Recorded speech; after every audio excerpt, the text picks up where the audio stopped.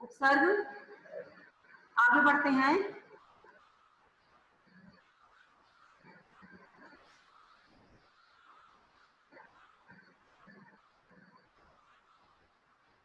ध्यान से सुनिए। जो शब्दांश मूल शब्द के पहले जुड़कर उसके अर्थ में विशेषता उत्पन्न कर देता है या परिवर्तन ला देता है उसे उपसर्ग कहा जाता है, जैसे कु, दूर, भी आदि। देखिए यहाँ पे शब्द बना हुआ है, उप उपसर्ग लगा करके उप में वास लगा दिए तो उपवास बन गया, उप उपसर्ग लगा दिए तो आवास बन गया, सु उपसर्ग लगाएंगे तो सुवास बनेगा और नि उपसर्ग लगाएंगे तो निवास बनेगा। इसी प्रकार से अभि, अप, अनु, उप, ये सब उपसर्ग हैं और मान के साथ इन्हें हमें लगाना है तो शब्द बन जाएगा अभिमान, अपमान, अनुमान और उपमान। उसी प्रकार से उपसर्गों के प्रकार में हिंदी के उपसर्ग, संस्कृत के उपसर्ग, अरबी फारसी के उपसर्ग और अंग्रेजी के उपसर्ग। प्रा, परा, आप, अनु जो आप किनारे में यहाँ पे देख रहे हैं ये उपसर्ग है। यहाँ पे शब्द बना हुआ है। प्रा उपसर्ग लगा करके यहाँ पे प्रक्रिया बना है। परा से पराक्रम और भी बहुत सारे यहाँ पे बने हुए हैं। अनु उपसर्ग लगा करके हम अनुमान, अनुकूल, अनुकरण, अनुज। उसी प्रकार से कु देखिए, कु से कुरूप बना है, कुपुत्र बना है, कुफल बना है। हिंदी के उपसर्ग, हिंदी के उपसर्ग तद्भव, देशी और विदेशी शब्दों के साथ प्रयुक्त होते हैं। हिंदी के उपसर्ग, हिंदी के जो उपसर्ग होते हैं वो तद्भव, देशी और विदेशी शब्दों के साथ प्रयुक्त होते हैं। आप लोगों ने कल पढ़ा है ना कि तद्भव किसे कहते हैं, देशी विदेशी किसे कहते हैं। तो हिंदी के जो उपसर्ग हैं वो तद्भव, देशी और विदेशी शब्दों के साथ मिलकर के प्रयुक्त होते हैं। जैसे उपसर्ग आ है तो इससे बना अलग, अटल, अभागा। अन उपसर्ग लगा करके अनपढ़, अनदेखी, अनमोल। इसी प्रकार से देखिए आ, अन, उन, कु, नी, घर, ये सब उपसर्ग है। आपको यहाँ पे शब्द बनाना है या पहले आपको ये लिखा हुआ मिलेगा, आपको उपसर्ग लगा करके शब्द बनाना है। दोनों प्रकार से प्रश्न आ सकता है। पहले उपसर्ग आपको लगाने के लिए दिया जाएगा, उससे आपको शब्द बनाना रहेगा, या आपको शब्द लिखा हुआ मिलेगा, सामने उपसर्ग लगा करके आपको शब्द बनाना पड़ेगा। देखिए नीचे अरबी फारसी के उपसर्ग, सामने क्या लिखा है देखिए, शब्द लिखा हुआ है यहाँ पे। बद है तो बदनाम, कम है तो कमजोर, बे से बेईमान, बेचैन, बेगुनाह, बेहोश। उसी प्रकार से ला लगा करके मिला हुआ है। खुश लगा करके आप लिखेंगे खुशबू, खुशखबरी, खुशदिल। हम उपसर्ग लगा करके आप लिखोगे हम सफर, हमजोली, हमदम, हम उम्र। सर उपसर्ग लगा करके आप लिखोगे सरपंच, सरताज। ठीक है। अब है अंग्रेजी के उपसर्ग। सब, subject, deputy, deputy minister, vice, vice chancellor, general, general manager, chief, chief secretary, ये अंग्रेजी के उपसर्ग हैं। सब, डिप्टी, वाइस, जनरल, चीफ। तो आपको खाली सामने का देखना है कि सामने क्या लिखा हुआ है और उससे क्या शब्द बनेगा और मीनिंगफुल होना चाहिए शब्द। शब्द जो आप बनाएंगे उसका मीनिंगफुल होना चाहिए, कुछ भी शब्द आप नहीं बनाओगे। संस्कृत के मूल उपसर्ग लगभग 22 हैं। संस्कृत के मूल उपसर्ग लगभग 22 होते हैं। संस्कृत के कुछ अवयवों का प्रयोग भी उपसर्गों की तरह होता है। हिंदी के अनेक उपसर्ग होते हैं। प्रत्येक प्रांत, बोलियों, भाषाओं के आधार पर इनकी संख्या निश्चित नहीं की जा सकती। अलग अलग जगह पे, अलग अलग प्रांतों पे, जहाँ पे अलग अलग प्रकार की बोलियां बोली जाती हैं, अलग प्रकार की भाषाएं होती हैं, वहाँ पे अलग अलग प्रकार से इसको लगा करके लिखा जाता है। देखिए यहाँ पे नीचे में कोष्टक में लिखे शब्दों में उपसर्ग लगाकर वाक्य पूर्ण कीजिए। सामने आपको उपसर्ग लगाना है, घटना लिखा हुआ है और सामने यहाँ पे उपसर्ग आपको लिखना है। वह एक खाली स्थान में मारा गया, तो सामने आप क्या लगाओगे, दुर्घटना। आप दूर शब्द लगाओगे, तो दूर लगाने के लिए आपको दा में छोटू मात्रा दूर लिखना पड़ेगा और राज जो है वो घा के ऊपर आ जाएगा, तो बन जाएगा दुर्घटना। आगे समझ में।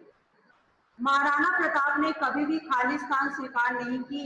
यहाँ पे आपको यहाँ पे आपको क्या लिखना पड़ेगा, महात्मा प्रताप ने कभी भी खाली स्थान स्वीकार नहीं की, क्या स्वीकार नहीं की? जय, जय का क्या होगा? पराजय। सामने यहाँ पे आपको परा शब्द लगाना पड़ेगा। महाराणा प्रताप ने कभी भी पराजय स्वीकार नहीं की। यहाँ पे सामने परा आप लगाओगे, फिर पराजय करके आप पूरा वाक्य पूरा करोगे। मेरे घर के निकट एक खाली स्थान वन है, क्या लिखोगे? उपवन है। मेरे घर के निकट एक उपवन है, उप लगाओगे यहाँ पे। तो उप जो आप लगाएंगे वो उपसर्ग कहलाएगा।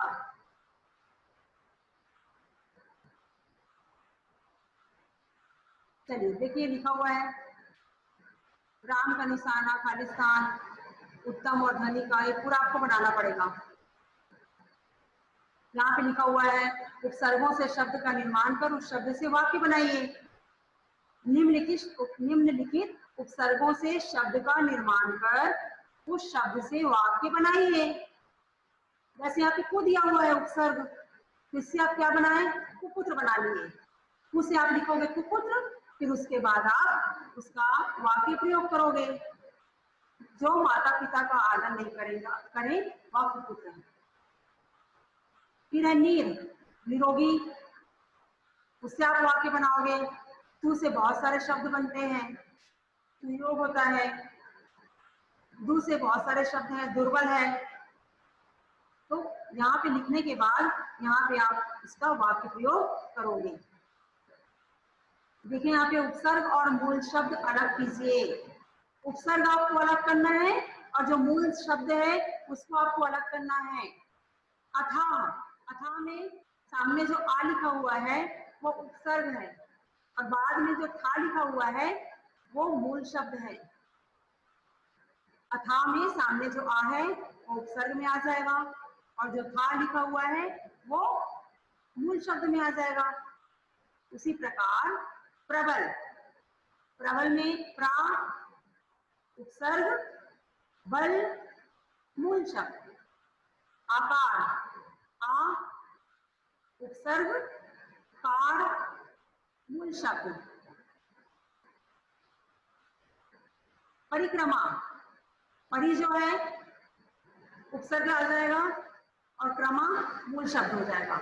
दोनों को आप मिलाओगे तो बन जाएगा परिक्रमा, परिक्रमा। तो सामने जो लगा हुआ है आ, प्रा, आ, मीरा, नी, परि, ये उपसर्ग है। इधर जो लिखा हुआ है वो मूल शब्द है। कभी कभी मूल शब्द आपको दे दिया जाएगा, सामने इसे आपको लगाना पड़ेगा और शब्द बनाना पड़ेगा। तो सामने जो लिखा है औ, स्वा, अत, सा, सा, दू, ये सब उपसर्ग कहलाएगा। उपसर्ग शब्द के सामने लगाया जाता है। उपसर्ग जो होता है वो शब्द के पहले लगाया जाता। आया समझ में आपको? देखिए दिया हुआ है, दूर उपसर्ग लगा करके शब्द बनाइए। आ से अभाव बना है, आ से अटल भी बन सकता है, दूर से दुर्भाग्य बन सकता है, दुर्बल बन सकता है। नीर से शब्द बना हुआ है, प्रा से बना है, बी से, अनु से आपको शब्द बनाना है। आया समझ में? उपसर्ग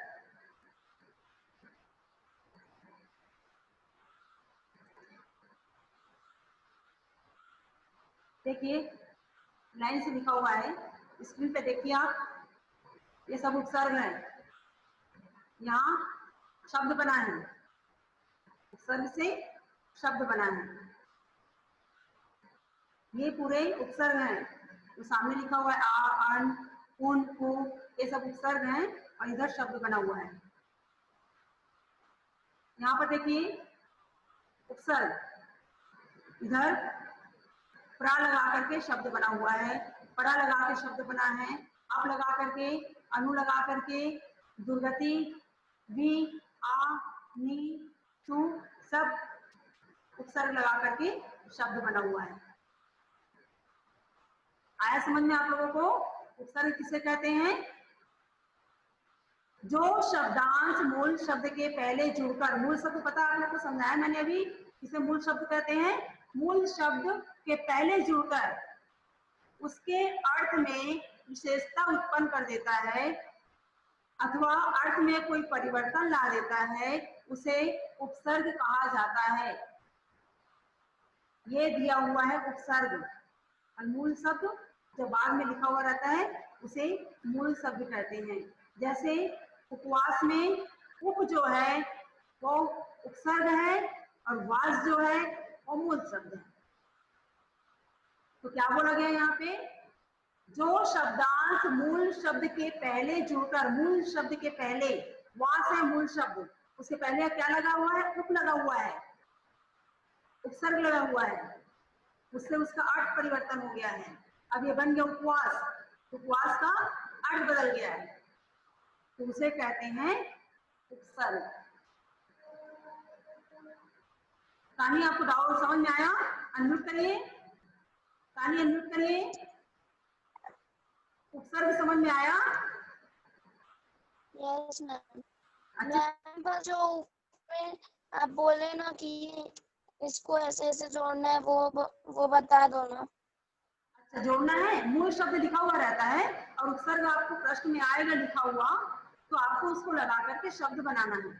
या आपको पहले उपसर्ग दे देगा, उप है, वी है, दू है, और उससे आपको शब्द बनाने बोला जाएगा, तो आप उससे शब्द बनाएंगे जोड़ करके। Yes ma'am. कभी भी आपको ध्यान रखना है कि उपसर्ग जो है वो शब्द के पहले लगता है, जो मूल शब्द होता है उसके पहले आपको लगाना है, बाद में नहीं। बाद में जो लगता है वो प्रत्यय कहलाता है। इसके बारे में हम नेक्स्ट क्लास में पढ़ेंगे कि प्रत्यय किसे कहते हैं। पहले उपसर्ग, ठीक है, फिर आपको अच्छे से समझ में आ जाएगा। चलिए आगे बढ़ते हैं। किसी को डाउट है? चाहत, रूबी, कुमार, बताओ बेटा क्या प्रॉब्लम है? चाहत बताओ, अनम्यूट करिए। मैम नी से निराकार भी बन सकते हैं ना? हाँ, नी से निराकार बन सकता है, निर्बल भी बन सकता है। निराकार आप लिखेंगे ना तो पूरा पूरा लिखना पड़ेगा, नहीं तो राज जो है वो दूसरा जो शब्द अक्षर लिखते हैं उसके ऊपर चला जाता है, ठीक है। और मैम ये, हाँ बोलिए बोलिए बोलिए, अनम्यूट करिए, बोलिए। मैम ये बुक में लिखना है? बुक में लिखना है, क्वेश्चन आंसर लिखा हुआ नोट्स आपको मिल जाएगा, वो आप उतारेंगे, पूरा नोट्स आपको मिल जाएगा, है ना। क्वेश्चन आंसर लिखा हुआ है उसमें, प्रश्नों के उत्तर, मतलब प्रश्न भी लिखा है, उत्तर भी लिखा हुआ है, कैसे प्रयोग करना है वो भी लिखा हुआ है, उसे आप कॉपी में नोट करेंगे, ठीक है। किसी को डाउट है? रूबी अनम्यूट करिए। मैम आप जो पीपीटी दिखाए थे उसमें सुवास एक वर्ड था, उसका मतलब क्या होता है? इसका मतलब पूछ रहे हो आप? मैम सुवास का। सुवास? Yes ma'am. हाँ एक मिनट बता रहे। और कोई डाउट है किसी को? आनंद आपको समझ में आया?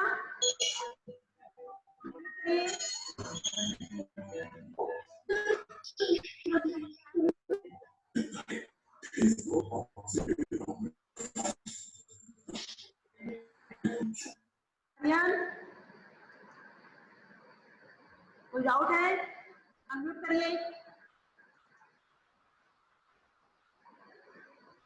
कोई डाउट है आपको? तो मैम, तो मैम उपसर्ग कहाँ लगाया जाता है? उपसर्ग कहाँ लगाते हैं हम? उपसर्ग कहाँ लगता है? अगर आपको दे दिया जाए प्राणी दूर, तो आप कहाँ लगाओगे इसको? मूल शब्द के पहले लगाओगे कि बाद में लगाओगे? चलिए आगे।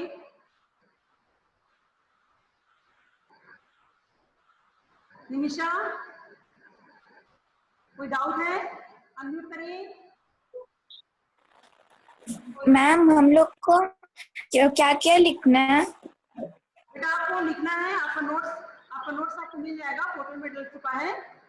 जो उसमें नोट्स है वो आपको उतारना है। Yes ma'am. उत्तर लिखा हुआ है, प्रश्न उत्तर जो भी वहाँ पे है वो आपको वहाँ से नोट करना है, ठीक है। Yes ma'am. कुमार, कोई डाउट है? यस मैम, हमारा भी वही डाउट कि नोट्स में कॉपी के नहीं दिख रहे, सिर्फ बुक से दिख रहे हैं। आवाज क्लियर नहीं आ रही बेटा, आपकी आवाज क्लियर नहीं आ रही है। मैम नोट से सिर्फ कॉपी के नहीं दिख रहे हैं, सिर्फ बुक्स के ही दिख रहे हैं, कॉपी के नहीं दिख रहे हैं। नहीं, आपको पोर्टल में जाना पड़ेगा ना बेटा, वहां आपको मिलेगा नोट्स डाला हुआ। मैम वहां पे ही बुक के ही दिख रहे हैं, कॉपी के हमें दिख ही नहीं रहे हैं। तो आपको नोट्स करके लिखा हुआ है, उसी को आपको अपनी कॉपी में लिखना है जो वहाँ पे डाला हुआ है। मैम नोट्स करके तो दिखा नहीं, हिंदी में क्या लिखा है मेरे को समझ भी नहीं आ रहा। पाठ अभ्यास लिखा हुआ है, देखिएगा। पाठ अभ्यास करके डाला हुआ है, उसको आप देखना, ठीक है। नोट्स करके नहीं डाला है, हिंदी में पाठ अभ्यास बोलते हैं उसे, ठीक है। Yes ma'am. चलिए आगे, समझ में आ गया सबको अच्छे से उपसर्ग। अब अगली क्लास में हम पढ़ेंगे प्रत्यय, अगली क्लास में पढ़ेंगे प्रत्यय। अरियन, कोई डाउट है आपको? चिराग, कोई डाउट है? कोई डाउट है बेटा? मैम वो है ना, हमारा कॉपी नहीं है, कॉपी के नोट्स दिखते ही नहीं, हम सब बुक के दिखते हैं। पाठ अभ्यास लिखा होगा, पाठ अभ्यास में लिखा हुआ मिलेगा आपको, ठीक है। Yes ma'am. निमिषा, कोई डाउट है आपको? अनम्यूट करिए बेटा।